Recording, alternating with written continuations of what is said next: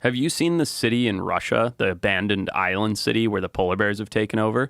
No. Oh, you got to see this. It's incredible. I've seen videos of Russia of people like getting chased by polar bears in their town. Oh, yeah. Yeah, there's like the one where the guy jumps on the snowmobile and like runs after him and barely stuff. gets away. There's a whole area in the Bering Sea that was, I want to say, a former mining town or maybe fishing town, and people moved out because it collapsed for whatever reason.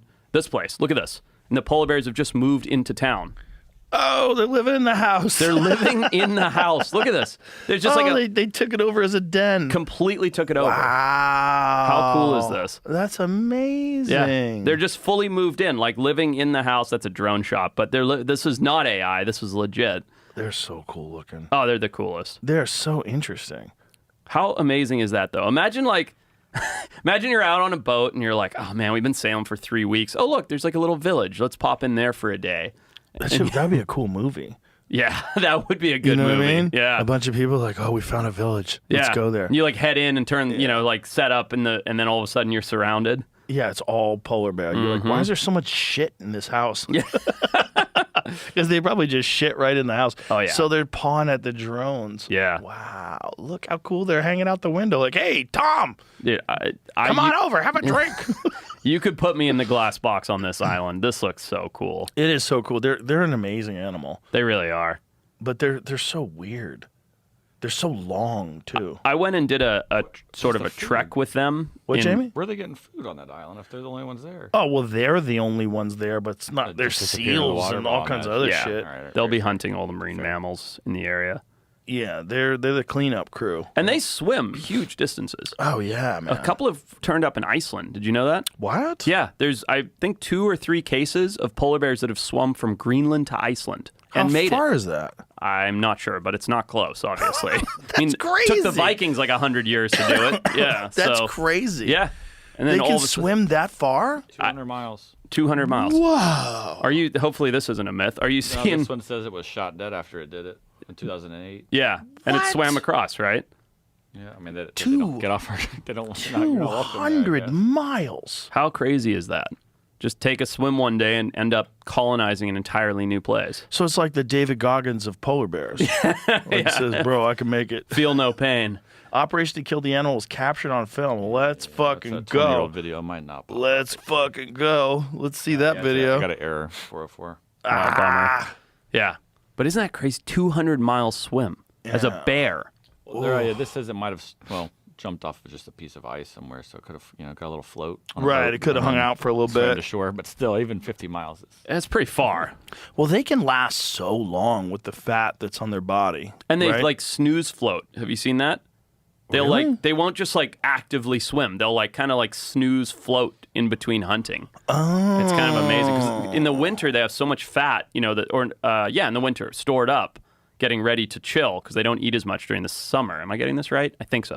Right. That they like, yeah, you see them like snooze floating in the ocean. Well, they eat a lot in the summer to get ready for the winter, right?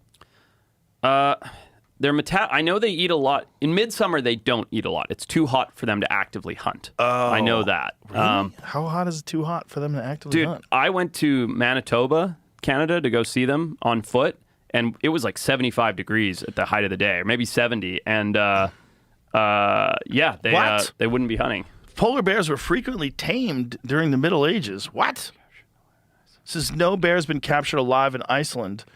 Oh, but since then, receding North Pole ice is diminishing their hunting and mating grounds and jeopardizing their survival. Oldest sighting in Iceland was 890. Whoa! 16 years after the first people got there. But what's crazy if you think about that is all it would take if people weren't there is 2 polar bears over the course of polar bears' lifetime to wash up on the island, and then you have a population of polar bears there. Right. Do you know what I mean? It's right. like the male swims there, 5 years later the female swims there, boom, there's a population of polar bears. Right. So there's plenty of food, What an adventurous female it'd have to be. True. 1252, Henry III took delivery of a white bear sent to him as a gift from King Haakon IV of Norway. He decided to keep it in the Tower of London. The bear was either too big or too exciting to be taken to Oxfordshire, where there had been a royal menagerie at Woodstock since Henry I's reign. What's more, it needed to fish. So the beast was sent to the tower, and from what we could tell, it was well looked out for, although it had a muzzle and a chain to wear while on land. The sheriffs of London were obliged to lay out more than £1 a week for its upkeep, which added up over a year to roughly the expected income of a night. What a wild story. They had no guns to stop him. What the hell would you do to him? Bows and arrows, I guess, and spears. The bear had a long swimming leash. The man wore waterproof clothes. What? The keeper? So it had a keeper. The bear came with a Norwegian keeper, and the keeper was allowed to lead fishing trips into Thames. How do you say that? Thames? The Thames River, Thames, yeah. Which the tower sat. The men wore waterproof clothes, again billed to the crown. The bear had a long swimming leash. There were salmon in the Thames in those days.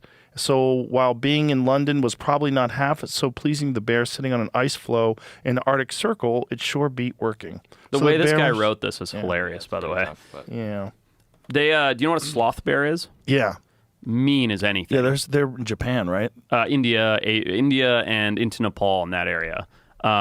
Amazing. They're like a perfect example of not the size of the dog in the fight, but the fight in the dog, because they're not a very big bear, but they will take on tigers and everything else.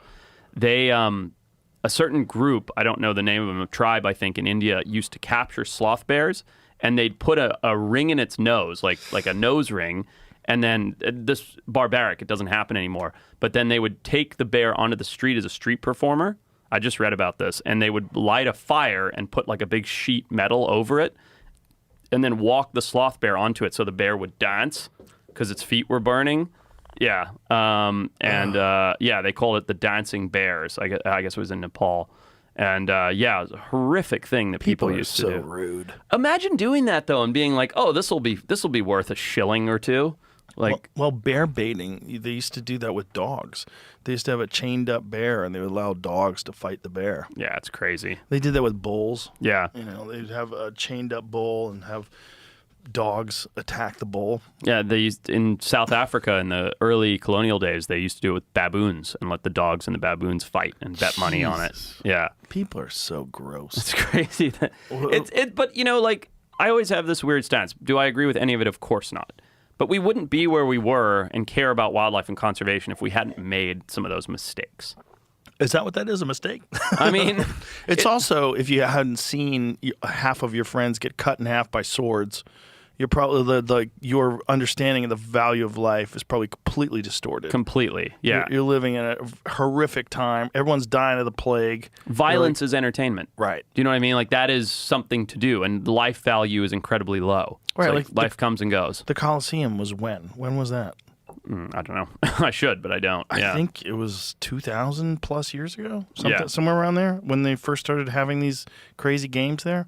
Do you know they used to flood the Colosseum and do ship battles and things? I went there a few years back and we went on a tour. Was it cool? Oh, it was amazing. Yeah. But it's also like you stand there and you try to take it in. Like when I go to these ancient places, I try to just like sit and just try to imagine. Like when you're actually, it's one thing to imagine when you're looking at a photograph or a video, but when you're actually in the spot, Yeah. you know, like when you're in Athens, Yep. and you're like standing at the Parthenon, you're like, okay, what the fuck was this like? Yeah. Yeah. What was this like? And that was like the center of everything. Everything. Yeah. Democracy. Exactly.